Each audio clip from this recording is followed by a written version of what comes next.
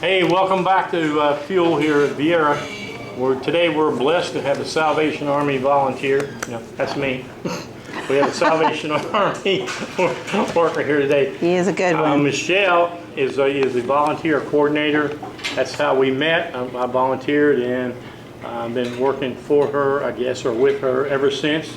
So she's going to bring a message today I think all of us will enjoy, so let's give a round of applause. Thank you. Thank you.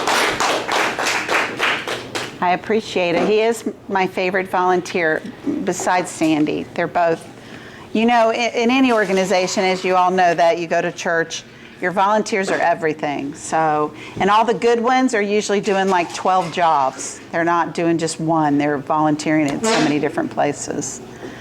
But thank you for having me back. I feel like, I feel privileged and so happy that that I was invited back again. Must have not been too terrible, so I appreciate that. I hope I can, and I'm so glad the women are here. It makes it a much prettier room, very glamorous, and I think this is great. And someday we're going to get Robert's wife Tony to play her flute for us, and because I don't know that you know that, but she's an amazing instrumentalist. She can play do you know who Lizzo is? Or she plays a beautiful flute. She's got nothing on Miss Tony there. She can play she can put it down. Yep, so we've got to have her come and play sometime. But I just want to tell you about myself a little bit. I am from here. I actually went to Cocoa High School. I graduated in 1975. So next year's my 50th high school reunion. So I'm an old girl. And we have condos in Cocoa Beach. We've had them for about 17 years or so. We rented them by the week. And so we have now moved into them because, we're retirement age now, but I still haven't retired yet. Someday I will. But I grew up here. My parents worked at the Space Center. My dad worked there. My grandma worked there back in probably the 60s, 70s, worked for NASA. But my dog's not a very good space dog. He shakes he has convulsions every time one of those rockets go off, which just happened earlier. So I'm sure he's home shaking like a leaf. But he doesn't do he's a Chicago dog. So we were in Chicago for 30 years. All my kids, I have 6 children. They were raised in Chicago. They all went to Barrington High School in Illinois. And I have 5 grandkids. And I'm sure I'll have more before it's all over with. And I'm excited because I love the grandkids. I just wish they were closer and around. But thank you for having me again. I had scripture I was going to read that I wanted to share with you. It's from Proverbs. And it is Proverbs 11:16 through 25. A woman who has a kind heart gains respect, but men who are not kind gain only wealth. A kind man benefits himself, but a mean person brings trouble on himself. Those who do what is wrong really earn nothing, but those who plant what is right will certainly be rewarded. Right living leads to life, but anyone who runs after evil will die. The Lord hates those whose hearts are twisted, but he is pleased with those who live without blame. You can be sure that sinners will be punished, and you can also be sure that godly people will go free. A beautiful woman who has no sense is like a gold ring in a pig's nose. This is so strange. Proverbs, you can get a hold of some stuff there, right? What godly people long for ends only in what is good, but what sinners hope for ends only in God's anger. Some give freely, but get even richer. Others don't give what they should, but get even poorer. Anyone who gives a lot will succeed. Anyone who renews others will be renewed. So I just found, a little bit of strength in that because we're all givers. Hopefully, I know you all are. And we all know that God, I believe God rewards us for that in so many ways. So I've got a PowerPoint up here. Last time I was here, I came early. This was actually the first place I spoke at. And I came here and practiced and set it up. And the next day when I came, they had moved you in the other room, and I couldn't use my PowerPoint. Not that it's anything spectacular, but then I was kind of like, well, wait a minute, I don't get to use my PowerPoint? What do you mean? What do you mean? So good thing I have the gift of gab, so that's true. So this is Salvation Army. You know where we are on Peachtree Street. It's not the best neighborhood these days, but I actually lived on that street. My first house when I was married was on Fisk, and it was $150 a month for like a 2-bedroom house. And then my first apartment when I moved out from my parents' house was on Peachtree. Those apartments are still there, and they were like $95 a month. So that's how long ago it was. But that's my old stomping ground. Salvation Army is actually on the corner of Peachtree and I want to say Pineda there. And it's an old white house. And I actually knelt at that altar there and gave my heart to the Lord when I was I would say about 13 or so. But I remember it distinctly. And that house is still there to this day. So you can move to the next one. This tells you a little bit about the Salvation Army. We're an international charitable organization. I think you all probably already know all this. We were founded in 1865 by William Booth. He was a Methodist minister. We're not connected to the government in any way. And we are one of the largest non-government organizations of social services. And we assist around 32 million people alone in America each year. So we're happy to be here. It's God's army, and we're doing his work day by day, one step at a time. All right, sir, you can move. This is the scripture I brought last time I was here, because I always think it's interesting that God tells us specifically in Matthew to help the downtrodden, and that's what Salvation Army is all about. As you know, we're out there helping the homeless. We have them come in every day. We pay their rent, we pay their electric, and we give them food, and we try to do it all in the name of Jesus because he tells us to do that. They may not deserve it. They may be in the position they're in for their own fault, but God still loves them, and God still expects us to love them as well. All right, Mr. Lynch. This is one of my focuses that I wanted to bring to the women today. I have our mobile canteen outside, parked in the parking lot. I wanted you to have a few minutes to jump on board and take a look at it. We definitely need volunteers for the canteen. It does not mean that you have to go anywhere particular. You don't have to go to Charlotte or anywhere where there's a storm. You can just do it here locally. You're certainly welcome to deploy if you want to. And that normally when you deploy, it's for 2 weeks. But a lot of people don't want that kind of commitment. They want to be home helping their own neighborhood, and we still need you. So I did bring 3 packets that are volunteer paperwork. If anybody is interested, they can take one of these folders home and fill out the paperwork, and I can show you how to become a vetted volunteer. And where is my little, oh, here. This is what your, Robert has one of these, and Sandy has one of these. So once you fill out the questionnaire, we do a background check on you. You become a fully vetted volunteer with Salvation Army. The cool thing that I always like to point out to volunteers about this badge is it has a QR code right here. So if I scan this QR code with my phone, you know how to scan it with your camera, and what will come up is this person's profile and all the training classes that they've had as a volunteer, which is kind of cool. So if you were to go to a 9/11 or some other big disaster, the tsunami, and you showed them this, they would know who you are.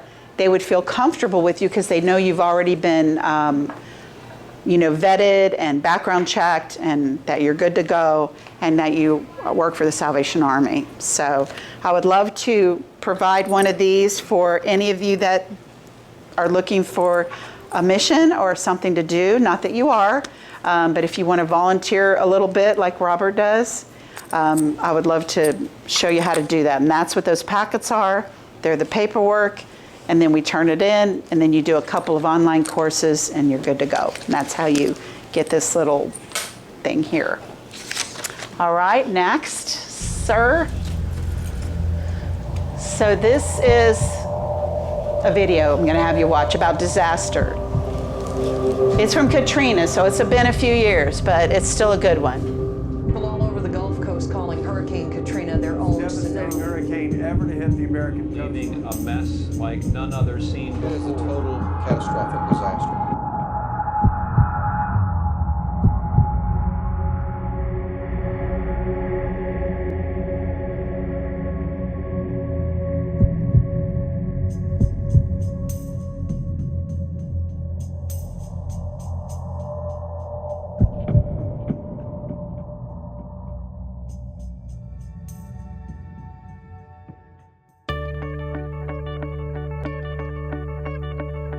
One of the first groups we saw was the Salvation Army when we landed at Keesler Air Force Base. They were there to not just welcome us, but help people that were on base, off base, and everywhere we went, Salvation Army had a presence. The fact that all of our employees have continued to operate when they themselves were victims has been a real eye-opener to me, because we had the walking wounded serving the walking wounded.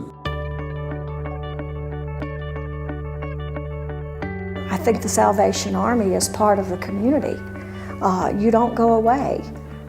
That's you know, everybody comes and goes.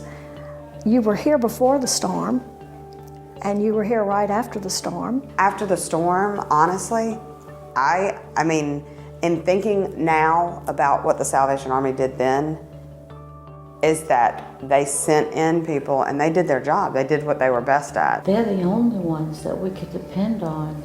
They came in and truly helped us and never asked anything in return. They were there just to help us. You absolutely kept your promise to do the most. You went above and beyond, more than I could ever ask for. And the people of our city, when they see that red shield, know that they can have a friend and have a resource of help and support, and that they can count on somebody to be their friend in the time of need. When people tell me thank you, it's kind of like I didn't really do anything, I did my job. But when you see little kids walking around and they're like, oh, you know, we get to go home, you know, have you seen my new room? It's like I've actually done something, like, you know, it's not just my job. It's great.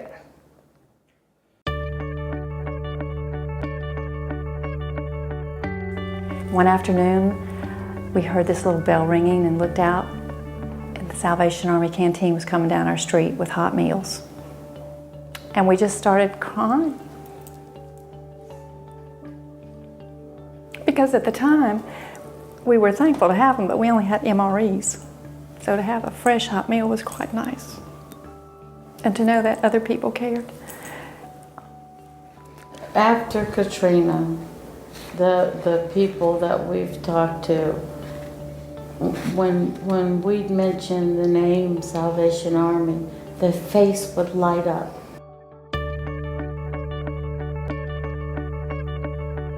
People see that now and they know that, you know, you guys will be there for them unconditionally. You know, you don't look for the loopholes to let people fall through the cracks. You look for the loophole that'll help them get in for help. And being able to see the good they did for the community, that's what they did for me. It was like I was glad to see that someone cared, that someone was here helping my friends and my neighbors.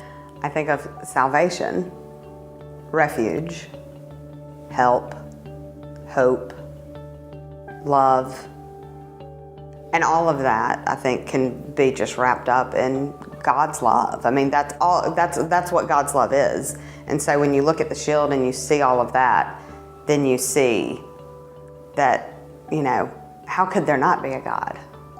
How could there not be a God when there are great groups like that?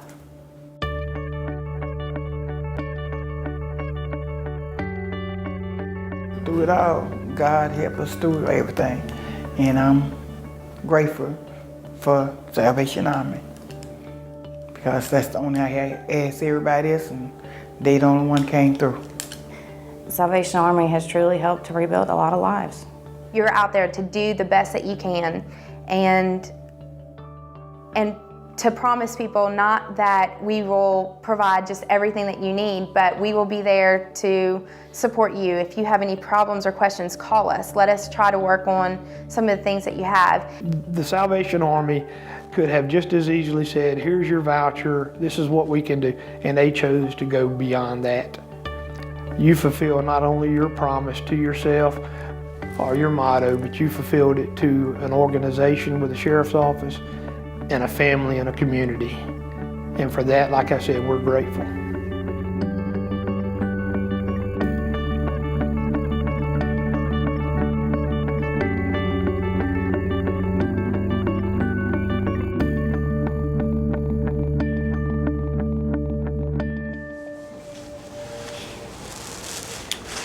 So I liked that particular video. I feel like God, you can move to the next slide if you can find it there. There you go. So we are building a disaster relief team. We need your help if you're interested. No pressure, of course. The canteen, the mobile kitchen that's outside that I hope you'll take just a moment to look at. You don't have to have a CDL to drive that. Anybody can drive it. If I can drive it, you can drive it. We just need people that are willing to jump on the canteen, serve food, drinks, nourishment to the community. And ideally, if we had a team here, which we don't have yet, you just have me. And then Robert, we'll him in, and Sandy. But we could support our first responders. Police and fire people have emergencies trainings all the time, and you could take the canteen out to a fire and give them water and snacks, and they love that. So, but we don't have the team to do that yet. So that's something I'd like to work towards. And then of course the final one is to provide help after hurricanes, tornadoes, which you're in Hurricane Valley here, so you're seeing it all the time. It's nothing new for you. But I'd love to have a team that knows how to run the canteen, how to fire up the stove, how to, where the gas tank's at and all that kind of stuff. So if you're interested at all, you're looking for something to do, a way to serve the Lord, not that you don't already, but you're looking for another avenue, we're happy to help you with that. And then one more there. This is Christmas, as you know. We have kettles, bell ringing. Robert actually pointed this out last time I did this to make sure people knew that, so people don't carry money around with them much anymore, but you can, at the red kettle, you can scan that code that's on the sign. There is a QR code, and it'll take you right to a website where you can donate $1, $5, whatever. So we've kind of tried to eliminate that excuse people have when they say, I don't have any money on me. So we've done a good job with that at the kettles. We do hire bell ringers. That is the money and the funds that the Salvation Army lives off the rest of the year. That's probably a major part of our budget. United Way probably gives us less than 10% total, and I love United Way, but we are, like all organizations, it's up to us to get our own money, and the bell ringing is a big help with that. So we have volunteers through clubs, civic groups, churches, other organizations like yourself. We have the Angel Tree. That's at the mall right now. It's going to be over. We're asking everybody to bring everything by Saturday. So it's just, I'm going to go there. We were talking about that after this to relieve the girl. But it's there till about 6 o'clock at night. Oh, I didn't have anybody down for today. But churches and women's groups and Bible studies do the Angel Tree for us, and they sit there. It's a pretty easy job. You're in air conditioning, you have a chair, and you're just kind of taking in toys and writing them down, or giving out angels and writing down who took it. So that's my thank you to you all for all your help. We'll be here. We'll be calling on you again for your help in the future. And the next slide is going to show you my lovely family, I think. There we are. We're kind of an army of people. I have 4 girls and 2 boys and 5 grandkids. And that's me. I have my business cards here if you'd like one, with my personal cell phone, because the Salvation Army gave me a flip phone. I didn't even know they made them anymore. And when they handed that to me, I said, I'm not using this. Well, people can't text me on this thing. So I use my own phone. That's the office number. That's me. That's my email. I am the volunteer coordinator, the emergency disaster coordinator. And thank you for having me. Love you. And please let me know if there's any questions. I think last time I had a little question time in case you guys had any questions for me at all. Thank you.